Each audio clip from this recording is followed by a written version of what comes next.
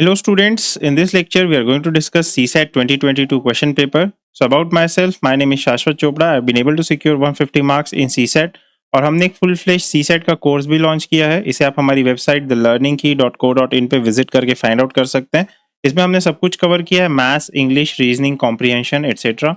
आइए अब हम क्वेश्चंस के साथ शुरू करते हैं. तो which among the following 2 to the power 40, 3 to the power 21, 4 to the power 18 and 8 to the power 12 is the smallest, ये पूछा गया है यहाँ पे. तो देखिए मैं इसे ऐसे लिख लेता हूँ, 2 to the power 40 को तो मैं एज सच लिख लूंगा क्योंकि 2 जो है वो प्राइम नंबर है. 3 to the power 21 भी एज सच लिख लेंगे. 4 की पावर 18 को हम लिख सकते हैं 2 to the power 2, 2 का स्क्वायर टू द पावर 18, तो ये हो जाएगा 2 to the power 36. फिर हम अगला देखते हैं 8 to the power 12, तो 8 to the power 12 को भी मैं लिख सकता हूँ 2 to the power 3 to the power 12, तो ये हो जाएगा 2 to the power 36. तब देखिए यहाँ पे पूछा which of the following is smallest. तो देखिए 2 to the power 40 तो बड़ा है 2 to the power 36 और 2 to the power 36 से, तो ये तो एलिमिनेट हो गया. अब अगर आपको इसमें स्मार्टली सॉल्व करना है तो देखिए ये दो ऑप्शन हैं जो इक्वल हैं, 2 to the power 36 और 2 to the power 36. पर यहाँ पे क्या है कि जो है एक ही ऑप्शन सही हो सकता है, एक से ज़्यादा ऑप्शन सही नहीं होंगे. तो ये दोनों भी स्मॉलेस्ट नहीं होंगे क्योंकि अगर स्मॉलेस्ट हुए तो दोनों at the same time smallest हो जाएंगे, तो ये नहीं होगा. तो इसीलिए आपका आंसर जो है आप सेफली 3 to the power 21 पे टिक कर सकते हो और ये आपका आंसर हो जाएगा. बट अगर आपको और फिर भी थोड़ा डिटेल में सॉल्व करना है तो देखिए आप ऐसे कर सकते हैं. आप जो है 3 to the power 21 को लिख सकते हैं यहाँ पे 3 to the power 3 to the power 7. ठीक है, तो ये आपका हो जाएगा 27 की पावर 7, ये यहाँ पे लिखा हुआ है. ठीक है, वैसे ही आप 2 to the power 36 को लिख सकते हो 2 into, ठीक है, यहाँ पे आप लिख सकते हो 2 to the power 35.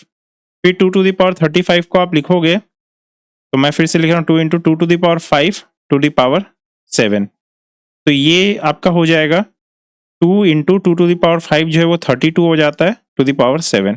तो अब आप इन दोनों नंबर्स को कंपेयर कर सकते हो 2 into 32 to the power 7 और यहाँ पे 27 to the power 7. तो जो सबसे छोटा है वो है 27 to the power 7. तो ये जो है थोड़ा लॉन्ग मेथड है, अगर आप प्रॉपरली इसको मैथमेटिकली करना चाहते हो तो भी आपका आंसर बी ही आता है. तो आप किसी मेथड से कर सकते हो. आपको यहाँ एक्सपैंड करना रहेगा, 3 to the power 21 को लिखना रहेगा 3 to the power 3 to the power 7, तो हो जाएगा 27 to the power 7. और यहाँ पे 22 to the power 36 को आप लिखोगे यहाँ पे 2 into 2 to the power 35 और फिर उसे आप लिखोगे 2 into 2 to the power 5 to the power 7, तो हो जाएगा 2 into 32 to the power 7. तो ये हमारा फर्स्ट क्वेश्चन हो गया. अब सेकंड क्वेश्चन देखते हैं. अब यहाँ पे पूछा एक्स एंड वाई, तो दो पर्सन है यहाँ पे, एक एक्स है और दूसरा वाई है. ठीक है, ये 3 किलोमीटर की रेस दौड़ रहे हैं in a circular course whose length is 300 metre. तो देखिए सर्कुलर कोर्स है 300 मीटर का, ऐसा कुछ, और यहाँ पे ये दोनों जो है 3 किलोमीटर की रेस जो है वो दौड़ रहे हैं. ठीक है, तो अब यहाँ पे अगर ये 3 किलोमीटर की रेस दौड़ रहे हैं और कोर्स का लेंथ जो है वो 300 मीटर है, तो इन्हें टोटल कितने राउंड्स लगाने पड़ेंगे इनको, टोटल जो इनको राउंड्स लगाने पड़ेंगे, टोटल राउंड्स जो ये लगाएंगे those will be equals to 10 rounds. Total ये 10 राउंड्स लगाएंगे तब जो है इनका कोर्स कंप्लीट होगा. ठीक है, तब इनका कोर्स जाके खत्म होगा. अब इनकी जो स्पीड की रेशियो है वो 3:2 में दी हुई है, तो x की स्पीड अगर 3 है तो y की स्पीड जो है वो 2 हो जाएगी. तो अब अगर आप ये 3x लिख लेते हैं तो ये जो है 2x हो जाएगा. ठीक है, ये इनकी स्पीड हो गई. तो अब देखिए अगर मैं ये करता हूँ कि y जो है अगर एक सर्कल कंप्लीट कर रहा है, y अगर एक सर्कल कंप्लीट कर रहा है शुरू से लेके यहाँ तक वापस यहाँ आ रहा है, तो x इतने टाइम में कितना कर लेगा, इसका 1.5 टाइम्स. ठीक है, क्योंकि x जो है वो 3x टाइम्स जा रहा है, अगर y जो है वो 2x टाइम्स जा रहा है तो x कितना कर लेगा, एक सर्कल कंप्लीट करेगा और फिर उसके बाद में वापस से हाफ सर्कल कंप्लीट करके यहाँ पे पहुंचेगा. ठीक है, फिर वापस से अगर जो है y एक सर्कल और कंप्लीट करता है, सपोज y सेकेंड राउंड मार रहा है, फिर वो वापस से यहाँ आ रहा है, तो अब x कितना कंप्लीट करेगा, x फिर से 1.5 टाइम्स, तो ये एक बार कंप्लीट करेगा और फिर ये एक सर्कल ये कंप्लीट करेगा. तो यहाँ पे हम देख पा रहे हैं, अगर मैं ऐसा लिखता हूँ x और y, तो यहाँ पे हम देख पा रहे हैं कि अगर x जो है वो 3 राउंड दौड़ता है तो y जो है वो 2 राउंड दौड़ेगा. अगेन अगर x जो है वो 3 राउंड दौड़ रहा है तो y 2 राउंड दौड़ेगा. फिर अगर x जो है वो 3 राउंड दौड़ रहा है तो y 2 राउंड दौड़ेगा. ठीक है, टोटल राउंड्स कितने दौड़ने हैं इन्हें, 10 राउंड्स दौड़ने हैं टोटल इन्हें. ठीक है, टोटल इन्हें 10 राउंड्स दौड़ना है. तो अगर इन्हें 10 राउंड्स दौड़ने हैं तो x देखो 3 राउंड दौड़ा तो y 2 राउंड दौड़ा, उसके बाद दोनों इंटरसेक्ट करेंगे. क्यों, क्योंकि y भी यहाँ पे है 2 राउंड बाद और x भी यहाँ पे है 3 राउंड बाद, तो ये दोनों इंटरसेक्ट करेंगे पहली बार. फिर वापस से ये दोनों इंटरसेक्ट करेंगे दूसरी बार, फिर वापस से दोनों इंटरसेक्ट करेंगे तीसरी बार, बट अब फिर इंटरसेक्ट नहीं करेंगे क्योंकि टोटल 10 ही राउंड दौड़ना है। और ये 3-3-3 एक्स कितने, एक्स जो है 9 राउंड्स दौड़ चुका है पहले ही, एक्स जो है वो 9 राउंड्स दौड़ चुका है पहले, तो वो एक राउंड और दौड़ेगा, पर एक राउंड जब वो दौड़ेगा तो इंटरसेक्ट नहीं करेगा, तो टोटल ये लोग 3 बार एक दूसरे को इंटरसेक्ट करेंगे। क्योंकि यहाँ पे पूछा है the start off is not counted as passing, यहाँ पे क्लियरली लिखा हुआ है कि स्टार्ट ऑफ को हम पासिंग नहीं कंसिडर कर रहे हैं।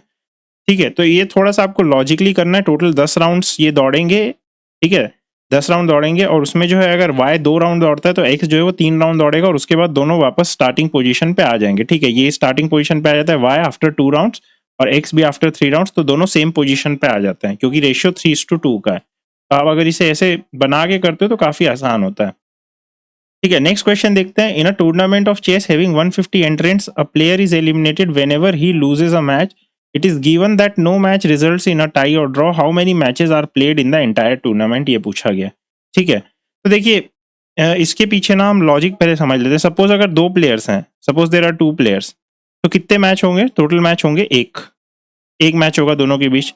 अब मान लेते हैं हम 3 प्लेयर हैं, तो कितने मैच होंगे, देखिए पहले ये दोनों एक मैच खेलेंगे, फिर इनमें से जो विनर बचेगा सपोज ये, तो ये इसके साथ में एक मैच और खेलेगा, तो टोटल कितने मैच हो गए, 1+1, ये पहला और ये दूसरा, तो टोटल 2 मैच हो गए। अगर 4 प्लेयर्स हैं तो आप क्लियरली देख सकते हो 3 मैच होंगे। 4 प्लेयर्स हैं तो फर्स्ट मैच होगा इन दोनों के बीच, फिर इन दोनों के बीच, और फिर जो इनमें से जीतेगा इन दोनों के बीच एक और मैच होगा, तो ये टोटल 3 मैच हो गए। तो हम देख सकते हैं यहाँ पे जो नंबर ऑफ मैचेस हैं वो नंबर ऑफ प्लेयर्स अगर n है तो n-1 मैचेस हो रहे हैं। आप किसी भी केस के लिए करके देख लीजिए n-1 ही होता है। तो इसमें टोटल प्लेयर्स 150 हैं, तो टोटल मैचेस कितने हो जाएंगे, 150 - 1, दिस इज 149, तो ये हमारा आंसर हो जाएगा 149। ठीक है, अब नेक्स्ट क्वेश्चन देखते हैं हम। सो ये भी काफी इंटरेस्टिंग क्वेश्चन है। How many 3 digit natural numbers पूछा, तो 3 डिजिट नेचुरल नंबर्स पूछा विदाउट रिपीटेशन ऑफ डिजिट्स, यानी डिजिट्स उनके रिपीट नहीं होने चाहिए, are such that each digit is a odd number, हर डिजिट ऑड नंबर होना चाहिए, यानी 3 डिजिट नंबर है और हर डिजिट ऑड नंबर होना चाहिए। अब ऑड नंबर्स कौन कौन से होते हैं, ऑड नंबर्स होते हैं 1, 3, 5, 7, 9। अब हर डिजिट इसमें ऑड नंबर होना चाहिए and the number is divisible by 5, तो जो नंबर है वो डिविजिबल बाय 5 होना चाहिए। ठीक है, तो नंबर डिविजिबल बाय 5 होना चाहिए। अगर नंबर डिविजिबल बाय 5 होना चाहिए और सारे डिजिट्स ऑड होने चाहिए, यानी 0 तो होगा नहीं, 0 हो नहीं सकता, तो कौन सा डिजिट होगा आखिरी में, आखिरी में 5 होगा, बिकॉज क्या है कि टोटल जो है वो ऑड डिजिट्स होने चाहिए और नंबर डिविजिबल बाय 5 होना चाहिए। 5 आप हो गया एलिमिनेट, 5 आपने क्योंकि यहाँ पुट कर दिया। तो अब आपके पास क्या बचा, ये 4 डिजिट बचे। अब आपके पास ये 4 डिजिट बचे हैं और इन 4 डिजिट में से आपको ये 2 डिजिट पुट करना है यहाँ और यहाँ, ताकि ये जो है 3 डिजिट नेचुरल नंबर बने without repetition of digit and each digit is an odd number. तो अब देखिए ये 4 प्लेसेस हैं, तो 4 प्लेसेस को आप 2 नंबर चाहिए आपको, तो 4C2 में से आप कोई 2 सेलेक्ट कर लीजिए। 4C2 में से आपने कोई भी 2, सपोज 3 और 9 सेलेक्ट कर लिया। अब ये 3 और 9 को या तो आप ऐसे लिख सकते हैं 3 9, या तो आप ऐसे लिख सकते हैं 9 3, यानी 2 फैक्टोरियल तरीकों से आप इसे अरेंज कर सकते हो। ठीक है, या तो 3 9 से या तो 9 3 से, तो 4C2 इंटू 2 फैक्टोरियल। ठीक है, फर्स्ट डिजिट फिक्स, यहाँ पे जो डिजिट है यूनिट्स प्लेस पे वो फिक्स है, वो 5 है। ठीक है, तो ये आपका कितना हो जाएगा, 4 factorial by 2 factorial by 2 factorial into 2 factorial, तो ये यहाँ से कैंसिल हो जाएगा। तो ये आपके पास हो जाएगा 4 फैक्टोरियल इंटू 3 इंटू 2 इंटू 1, और नीचे ये 2 फैक्टोरियल, तो ये 2 हो जाएगा, तो ये क्रॉस हो जाएगा 4 इंटू 3, तो द आंसर वुड बी 12। ठीक है, तो ये आपका आंसर 12 हो जाएगा। तो आपको ये चीज ध्यान रखना है कि सारे डिजिट्स ऑड हैं, तो इसीलिए सबसे आखिरी में क्या है कि 5 ही होगा, तभी नंबर डिविजिबल बाय 5 होगा, क्योंकि यहाँ पे कंडीशन दी हुई है that the number is divisible by 5। तो आई होप ये क्लियर है। तो very thank you for this lecture. Next lecture में हम और क्वेश्चंस करेंगे, so thank you very much.